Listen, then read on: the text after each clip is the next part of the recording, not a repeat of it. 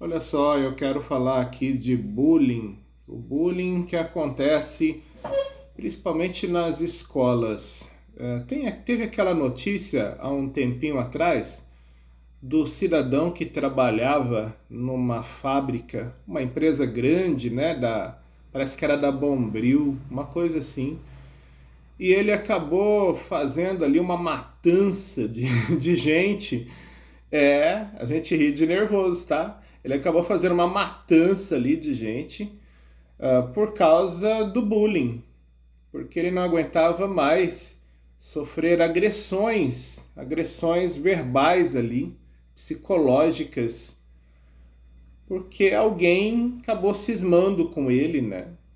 O que acontece muitas vezes é isso. A pessoa, às vezes, ela é alvo de piadinhas, de chacotas, porque ela tem uma característica. Que característica? Não sei. Normalmente costuma ter uma coisa um tanto sexualizada ali, então os outros tiram sarro daquela característica dele, que remete a isso, né? As pessoas acabam promovendo até grupinhos.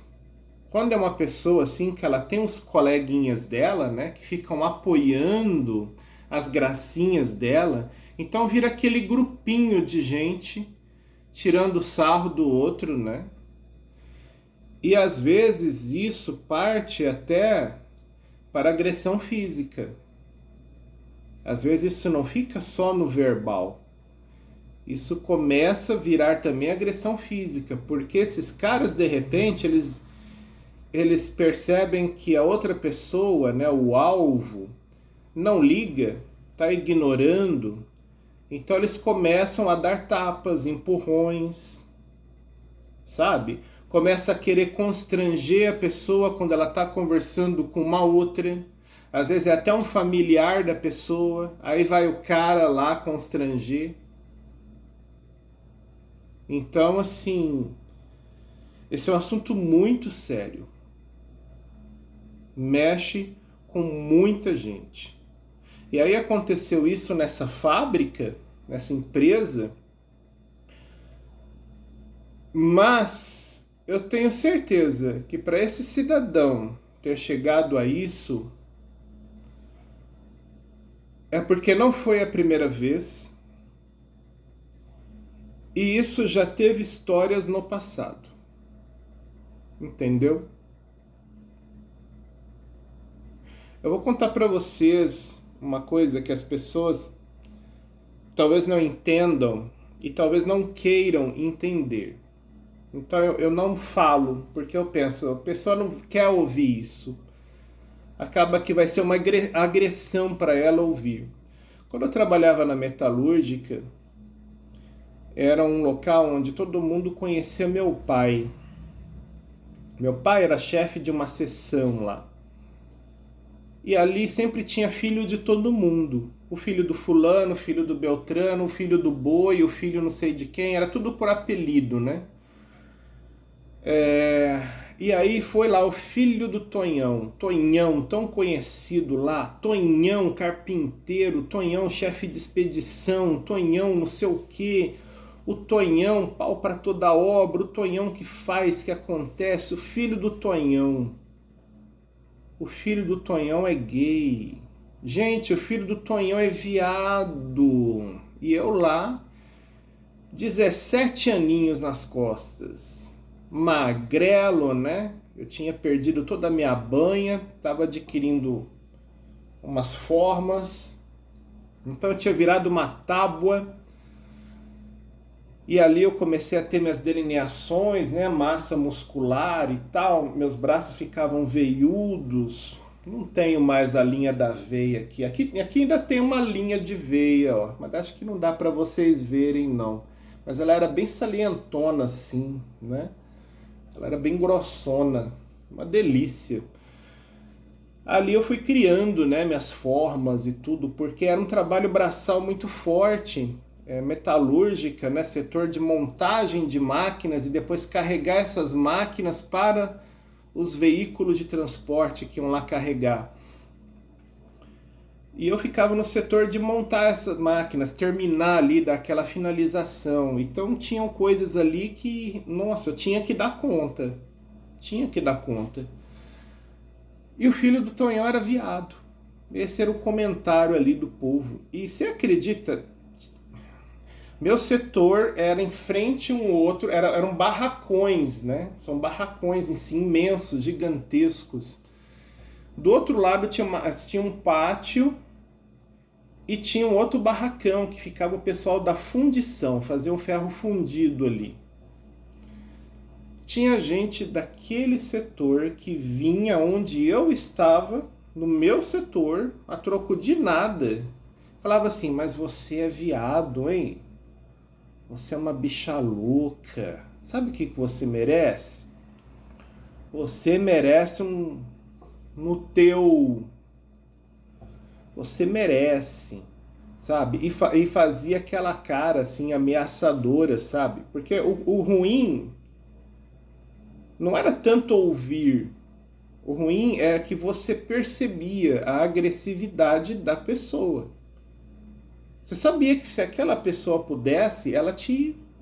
Sabe? Ela fazia você ir pro céu. E essa era a questão. E eu ali, sabe? Eu perdi as contas das vezes em que isso acontecia comigo. Eu quieto lá no meu canto, fazendo o meu trabalho. De repente eu olhava pro lado, olha o cidadão ali do meu lado me falando um monte de palhaçada. Coisas bem violentas mesmo. Imagine você passar por isso frequentemente durante vários anos. Então chegou uma hora em que eu não aguentei mais ficar ali. Eu vi uma oportunidade muito grande de uma igreja, né? Essa igreja me chavecou muito. Eu vou colocar responsabilidade em mim. Eu não vou jogar isso na igreja. A responsabilidade foi minha. Eu achei que eu ia conseguir para os Estados Unidos por conta dessa igreja, que eu iria viver lá. Então eu tentei, surgiu uma oportunidade. E aí eu fiz um acordo com a metalúrgica. Porque eu já estava assim, quando eu saí, acho que 15 dias depois ia ser o meu voo. Então eu não podia mais esperar. Aí a metalúrgica fez um acordo comigo e tal. E eu saí. Vocês acreditam que, 3 dias antes de embarcar, eu tive meu visto negado? Tive meu visto negado. E aí eu ficava naquela, mas dá para ir sem o visto? Dá para ir? Eu perguntava, tinha uns norte-americanos da igreja que moravam aqui, os missionários, né? Era a igreja mórmon. Eu posso ir sem o passaporte? Passaporte não, passaporte eu tinha já estava tudo pronto, né? Eu posso ir sem o visto? Eu posso ir sem o visto? Eu consigo? Olha, você vai ser detido lá, facilmente, se você não tiver um visto. Você pode até sair do Brasil, mas chegar lá, você não vai conseguir fazer nada. Então, 3 dias antes veio a bomba, né? Bum! E aí eu já tinha saído da metalúrgica. Meu pai, como ele era um homem muito assim, um funcionário, que quando ele aposentou eles até choraram lá, né? Queria que ele continuasse mais e tudo. Ele era muito exemplar, muito benquisto, muito dedicado.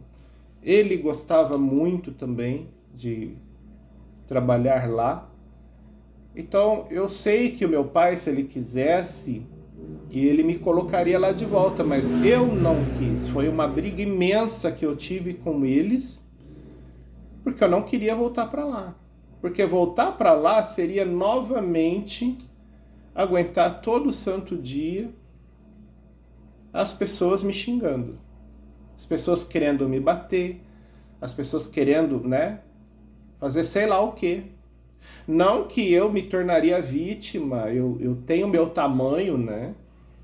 Então, tipo, se alguém fosse encrencar comigo, ia levar, né? Eu não sou tão fraquinho assim. Mas eu queria evitar tudo isso, né? Eu não quero ficar num lugar que todo dia isso pode acontecer. E isso, assim, não era por mim. Se a pessoa me xinga, se a pessoa tá ok, eu vou achar ruim, eu vou ter vontade, né, de sentar, chorar. Mas o problema maior ali era o meu pai. Eu estava provocando, talvez, nele um sofrimento que ele não tinha que ter. Então, não. Agradeço os anos em que eu fiquei lá, foram muito bons para mim. Apesar de ter sido serviço muito braçal, me prometeram um escritório, né? Aprendi umas coisas básicas de inglês, eu já sabia mexer no computador. Então me prometeram um escritório, mas não, fui peão. Fui peão, braçal, de verdade. De verdade. Mas agradeço muito, sabe? Os anos em que eu fiquei lá. Mas eu não podia continuar. Voltar seria continuar sendo humilhado por nada, de repente, e me preocupando com meu pai. Como meu pai reagiria caso ele presenciasse? Essas coisas aconteciam sempre na ausência dele. Porque o barracão era enorme. Então, tinham pessoas trabalhando num lugar, pessoas trabalhando no outro. Eu ficava em outro lugar. Então, eu não sei se ele soube que essas pessoas iam lá para fazer isso comigo. Eu nunca falei nada, nunca demonstrei nada. Sempre disfarcei muito bem, né? Eu disfarço tão bem que as pessoas não sabem quando eu estou triste. Então, eu tenho esse dom, né? As pessoas não sabem o que se passa dentro de mim. Então, por isso eu saí daquela metalúrgica e não quis voltar. Não quis voltar. Depois, claro, passou um tempo, muitos anos depois, né? De repente eu vi uma oportunidade de voltar para lá, mas aí eles, assim, aí foi muito tempo, né, cara? Aí realmente não. Eles falaram, não, Fabiano, vai cuidar da sua vida. Aqui não tem lugar, não. Mas aí foi muito, muito, muito tempo depois. Mas eu saí de lá por causa disso, por causa de bullying. Um bullying atrás do outro, tá? A piada ali da metalúrgica. Então, eu imagino muito bem o que esse cidadão passou na empresa para ele chegar àquele ponto. Porque eu ainda tinha meu pai lá. Pelo meu pai eu não fazia nada. Pelo meu pai eu disfarçava. Mas e se eu não tivesse meu pai? Talvez eu teria feito o mesmo que esse cara fez. O que iria me prender? O que iria me impedir?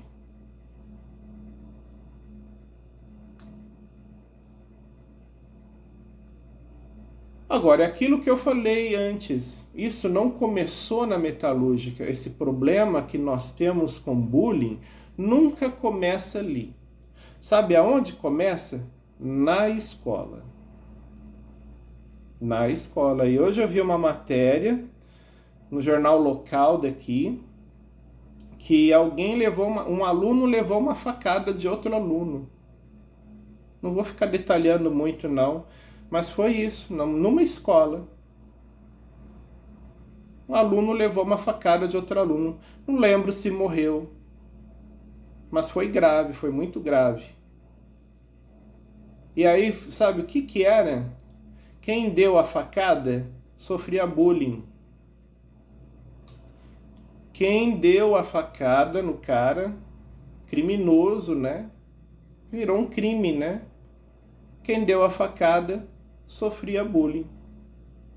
E aí é muito ruim a gente falar é um criminoso. Tá, é um crime, né? Você dá uma facada em alguém. É um crime.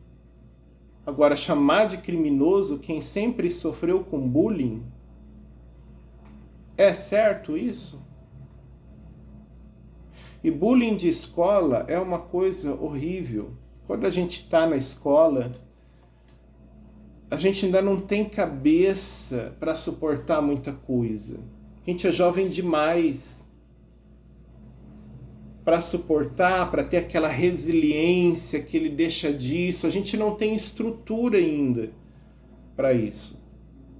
Então essas coisas batem muito forte na gente. E aí a gente não liga. Eu passei por isso.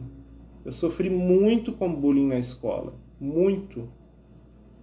Hoje eu venho aqui, eu brinco, né? Eu sou bonito, gostoso e tal, né? Olha só e tal. Mas assim, eu era um gordo.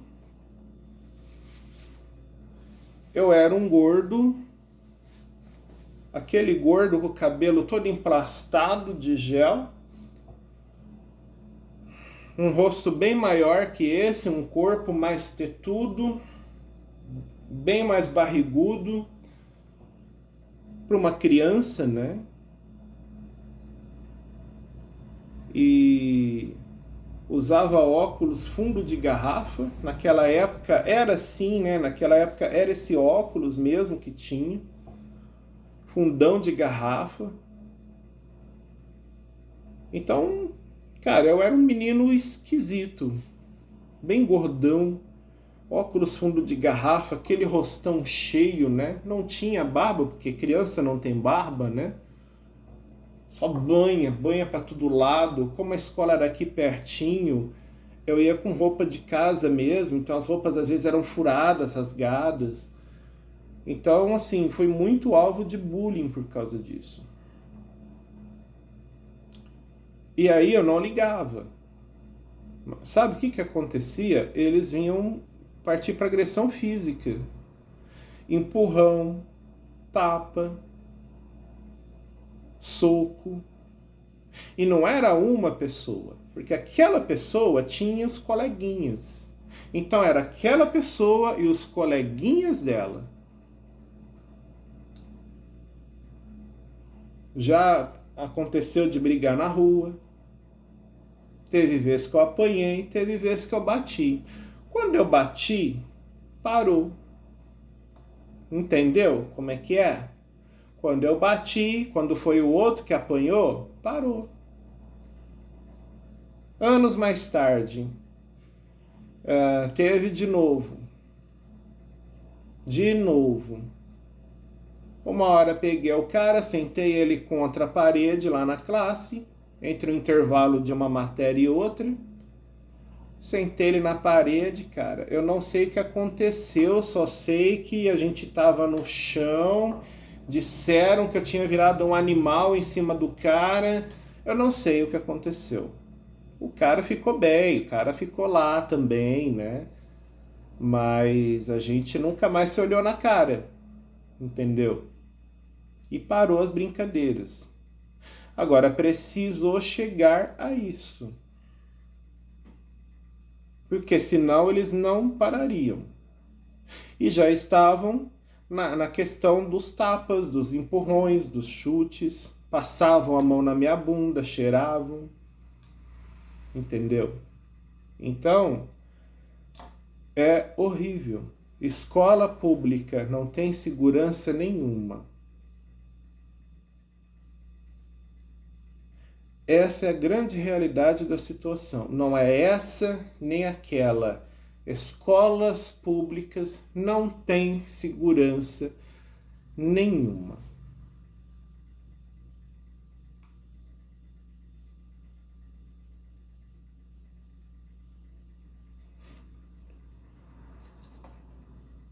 A prioridade deveria ser essa, segurança. Como? Não sei. Não faço a menor ideia. Porque, no fundo, é todo mundo muito novo ali, né? No fundo, tudo se resume a pouca idade. E por causa dessa pouca idade, como é que faz em relação à segurança? Não sei. Não sei. Só sei que é muito perigoso. É muito, muito, muito perigoso. Você colocar seu filho numa escola é perigoso. O simples ato de ir à escola é um ato perigoso.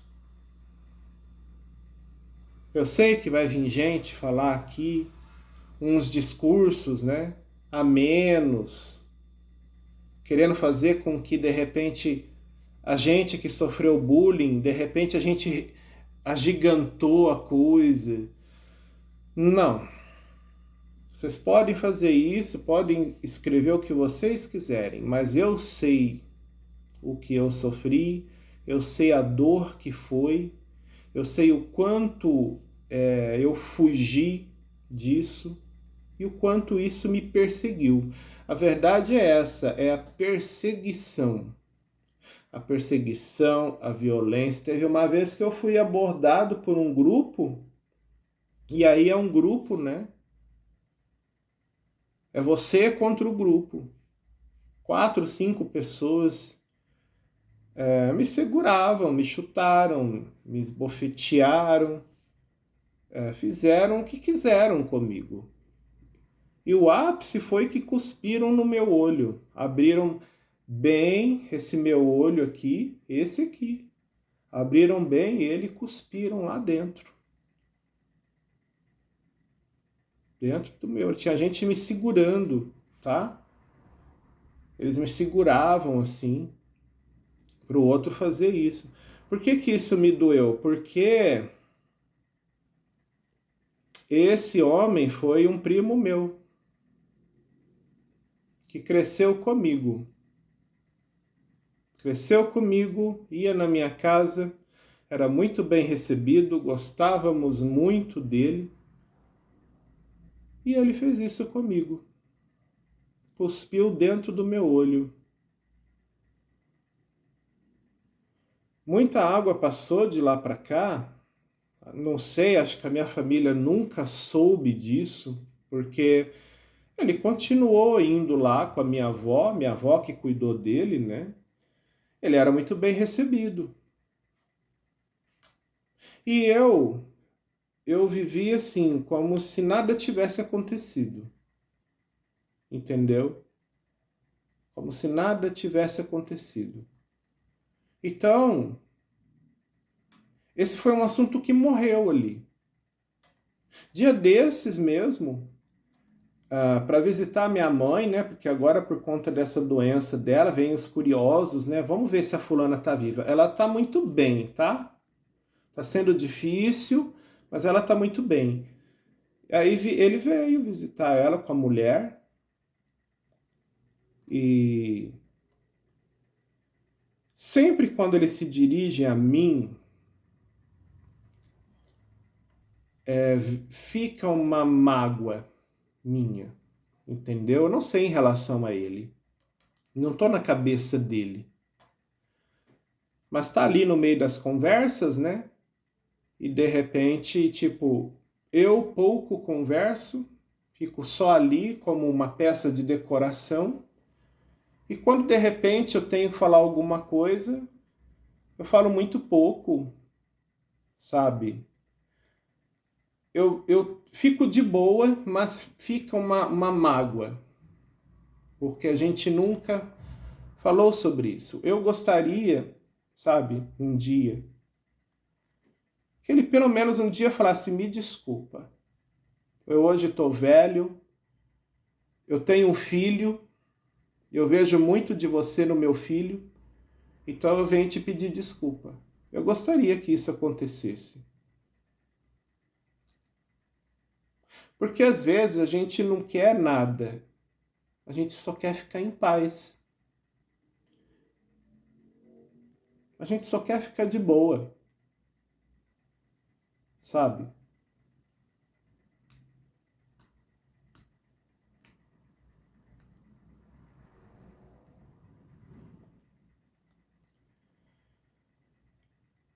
Eu gostaria que essas escolas investissem mais em segurança, para que os alunos não sofram mais bullying.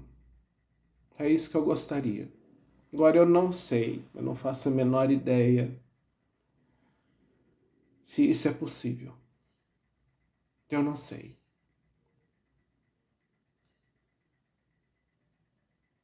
Eu não sei. Eu sei as coisas que eu vivi, eu sei as coisas que eu passei. E eu não fiz nada para essas pessoas, eu simplesmente existi. E elas quiseram se divertir comigo, o diferente.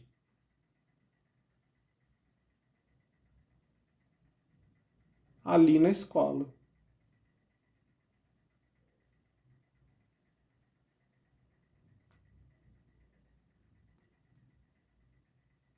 Então vocês veem que o bullying, quando acontece em um local de trabalho, dificilmente ele realmente começou ali.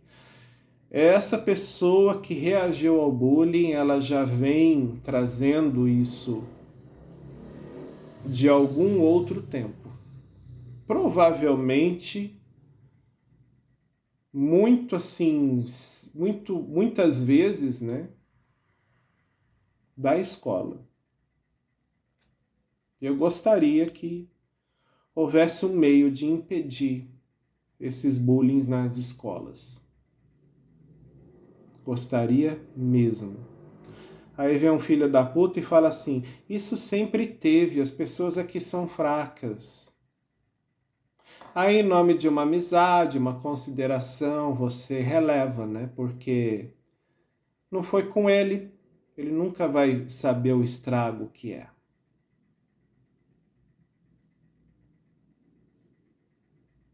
Só quem viveu isso na própria pele é que sabe. Um abraço, gente. Até o próximo vídeo.